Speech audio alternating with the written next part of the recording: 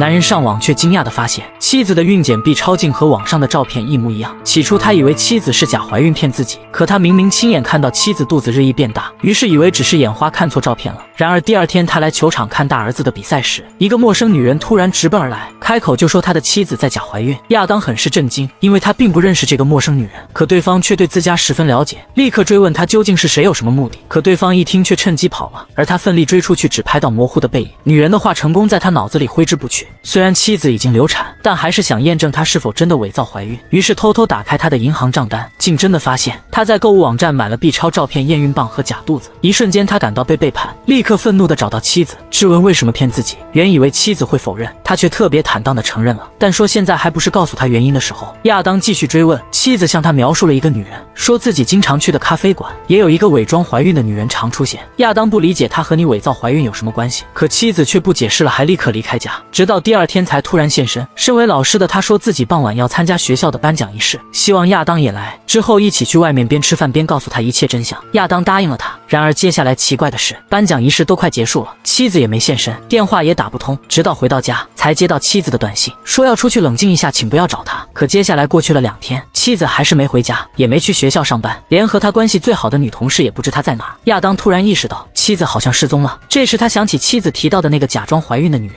或许知道妻子在哪里。他花费一整天蹲在咖啡馆，终于等到这个女人，可对方告诉他已经2-3年没见过哥连，更不知道她在哪，这让亚当更加着急了。为了找到妻子，他思来想去，一切都是从神秘女告诉自己妻子假怀孕开始。于是他回到球场，向保安打听到那女人的车牌号，随后聘了个侦探找人，但侦探发现这车是租的，而租车人是个叫金妹的人。亚当一眼认出她正是神秘女的同伙，但可惜她用的是假名字，根本查不到身份和住址。就在这寻找妻子再次陷入僵局时，亚当突然被警察叫回家，说他的妻子可能偷走了足球俱乐部的钱，但亚当立刻否认，妻子虽然帮俱乐部做账，绝不是那种小人，但警方坚持要见他。这时幸好男邻居也出来帮妻子说话，警方才暂时离开。亚当不得不和邻居说了哥连失踪的事，因为他也在足球俱乐部工作，所以答应一旦有消息就立刻通知亚当。结果第二天亚当收到妻子的电话账单，竟发现妻子失踪当天早上竟和男邻居通话过。他立刻上门找对方质问聊了什么，男邻居竟摆出一副无奈的表情，说其实是哥连偷了钱被我发现，他央求我给他1周时间凑钱来还。这让亚当很是生气，认为是他逼哥连太紧，所以妻子不敢回家，更让他不敢和2个儿子说妻子失踪了，只能骗他们他出去参加研讨了。但直觉让2个儿子感到不对劲，大儿子拿出手机程序尝试追踪妈妈的手机，竟发现她就在距家3公里，但却原地一动不动。他们赶紧将手机拿给了亚当，他一看到激动坏了，立刻要出去找妻子，2个儿子也紧随其后。偏偏这时侦探上门找他有事，索性4个人一起去找。这时他们突然发现哥连竟移动了，看方向是去火车站。亚当直接一脚油门踩到了车站，他们一人去检查一个登车口，可万万没想到竟遗漏了一个登车口。儿子亲眼看着妈妈的手机信号跟着车子一起走了，而等亚当发现已经晚了，他们继续开车追赶，最终停在了郊外，可这里明显一个人影都没有，哥连到底在哪里？这时儿子突然怀疑妈妈在桥上，带头疯了一样往桥上爬，可等父子3人爬上来，眼前的一幕却让他们震惊连连，因为这里只有他的手机在。小儿子被吓坏了，认为妈妈肯定是跳桥了，他赶紧安慰不可能，妈妈绝不会抛弃你们不管的。当晚亚当好不容易哄睡了小儿子，之后去警局报案妻子失踪。回家后他拿出妻子的通讯录想找些线索，结果发现他给一个人的备注是碧池，好奇心让亚当检查这个号码，结果是2年前自己的女同事，曾经因为工作关系有些亲密。同时他想起妻子提到的那假孕女，他说是为了获得关注才会伪造，所以妻子该不会是因为嫉妒自己的女同事才会伪造怀孕吧？但来不及求证，又一件奇怪的事发生了，警察再次找上门，竟说哥连可能是杀人凶手，因为2天前有一个咖啡馆女老板被杀了，而女警在现场发现哥连在学校用的钥匙袋，如今哥连又失踪，警方不得不做出怀疑。亚当很是震惊，但坚称妻子不会杀人，并将他失踪的来龙去脉全都说了，希望女警能继续帮忙寻找妻子。如今谋杀案和失踪案串到一起，女警只好同时侦查2个案子。他让同事们翻找咖啡馆女老板被杀当天的街边监控，看看是否有哥连出现，但奇怪的是，其中一个男警探竟趁人不注意偷偷删掉了一段监控，至于他为什么要删之后再做解释。而另一边亚当接到自己雇佣的侦探报告消息，说他借助了点特殊黑手段，找到了神秘女和和同伙金妹的住址。亚当欣喜若狂，立刻要去找他们质问妻子的下落。而碰巧在一旁的男邻居听到后，也一同跟着去。等到了地方，亚当真的看到了那辆租的车，可同时楼上的金妹也发现他们到来，担心会惹火上身，赶紧打给楼下保安，谎称亚当是家暴自己的前男友，所以保安为了保护他，对亚当说这里根本没有这个住户。但亚当不是傻子，他蹲在角落总会等到金妹出现。果不其然，下午金妹想跑路，他开车紧追，金妹却凭对街道的熟悉钻进10几条胡同里，但亚当拼了命像疯了一样，险些被一辆大卡车撞飞，还好男邻居及时拦了下来，没有发生意外，但也让女人趁机跑了。虽然没能带到妻子失踪的线索，他还是对侦探很感谢。而碰巧的是，侦探的房子要被强拆卖给房地产公司，而这家公司竟是和亚当疏远的父亲所有，所以作为交换，亚当想帮侦探争取留下房子，因为侦探说这里有妻子离开前留下的记忆，为此多番和父亲交涉说情，但父亲作为资本家绝不会手软。而父亲趁见面问起儿媳歌莲的情况，亚当不得不说其实他已经失踪1周了。老父亲听完后感觉不对劲，说要去请一个侦探帮忙寻找，而因为亚当和父亲协商失败，隔天侦探的家就要被强拆，他却还在努力阻止，直到亚当出面将他劝阻下来，工程队才顺利拆除。可几分钟后，他们竟发现侦探的房子里竟挖出一具尸体，亚当和所有人都被吓到，而侦探竟回他一句话：对不起。亚当以为尸体是歌莲，但随后被带到警局接受调查的侦探解释，死者其实是他的妻子。多年前妻子在外面有了情况，想离开自己，抛下年幼的女儿，他不想妻子离开，竟在争吵中将她杀了，随后在墙壁开了个洞，将尸体用水泥封存了进去，这让亚当大为震惊，久久没有缓过来。而另一边，父亲已经帮他又找了个侦探。当亚当一五一十说出所有过程，提到那个神秘女时，父亲突然说，前几天也有一个戴着帽子的女人找自己，说自己在外面有个孩子。他拿出拍到的女人照片，亚当一看，竟是同一人。这时他突然想起，或许侦探那里还有没来得及告诉自己的调查结果，而幸好侦探的东西都被老父亲暂时放在库房里。于是父子俩抱着试试的想法，在里面翻找资料。可亚当万万没想到，竟找到一张可疑的儿家庭照片，侦探竟和那个神秘女士父女关系。不过幸好已经知道她是侦探的女儿，在新侦探的帮助下，亚当终于获取了她正确的住址。他打算立刻报告给女警。而另一边，这个女警因为调查2起案子，上门来找男警帮忙。然而这时他接到局里的电话，接下来小黑同事告诉了他一个震惊的消息，他发现咖啡馆老板被杀的时间段有一段监控被删了，而被删的画面他找了回来，却显示男警竟是死者生前10分钟最后唯一见过的人，他才是有充分作案的嫌疑人。女警愣在原地，说自己就在男警家。而此时男警突然露出邪恶的面目，要将他控制住。女警拼了命逃到厕所反锁门，想从楼上跳下来，可他年近要退休，身体不太好，竟摔倒了站不起来。男警趁机将他掳回了家。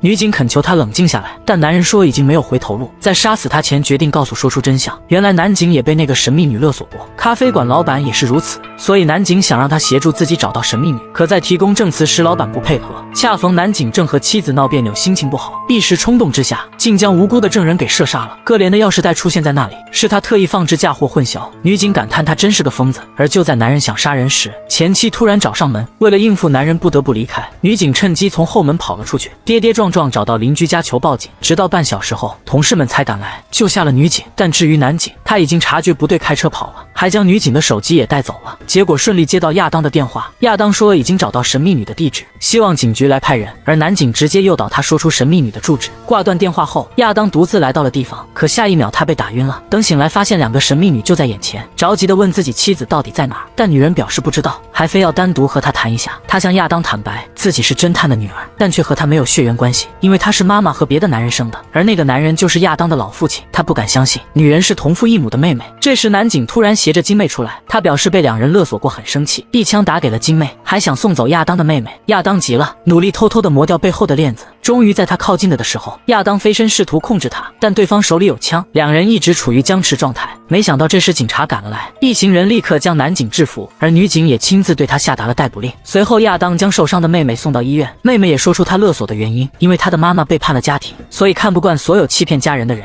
她揭发只是为了自己心中的正义。至于揭发亚当妻子的原因，她说自己是受雇于球场的教练，挖掘歌莲丑闻。亚当百思不得其解，教练为什么会这样对妻子？他立刻找到对方，将他打了一顿。教练终于坦白，说自己和亚当的男邻居都偷了俱乐部的钱，为了自保，想嫁祸在歌莲身上。此时亚当的怒气达到了最高值，男邻居竟是个伪善之人，直接冲到他家，问他妻子到底在哪里。我怀疑妻子发来的短信是你伪造的，你还偷偷将他的手机放在了桥上。可男邻居不承认，还说他身为律师，但推理却十分蹩脚。直到亚当掏出枪，这是妹妹偷偷捡起并塞给他，那个男警的配枪。男邻居终于怕了，表示知道歌莲在哪里，现在就带他去找。开车2小时后，竟来到了树林深处。亚当疑惑地问他：“我妻子在哪儿？”对方竟指了指脚下，还一直说对不起。他不敢相信，双腿一软，奋力扒拉地面的泥土，竟真的看到了死去的妻子。他彻底崩溃了。而男邻居却面不改色心不跳，说其实是自己偷了俱乐部的钱被哥连发现，哥连给他1周时间解决，他却顾及面子不想还钱，趁他不注意砸向了他，直到咽了气后将他埋在了这里。他劝说亚当生活要向前看，为了你的2个儿子千万不能说出去，放过他吧，当做啥也没发生。但亚当反手直接给了他几枪，愤懑地报了杀妻之仇。这一幕刚好被独自赶来的女警看到，她本是为了追踪警局没收回的枪，却正好知道了真相。可她不想看着亚当这样的好人被送去监狱，竟帮他抹去作案痕迹。办案结果变成了男邻居自杀。虽然亚当想让大家知道男邻居是个恶人，但为了2个儿子，他只能接受这个局面。而办完这起案子后，女警也退休了。亚当说，2个儿子得知妈妈去世后，比他想象中坚强，而他们的生活还要继续向前走。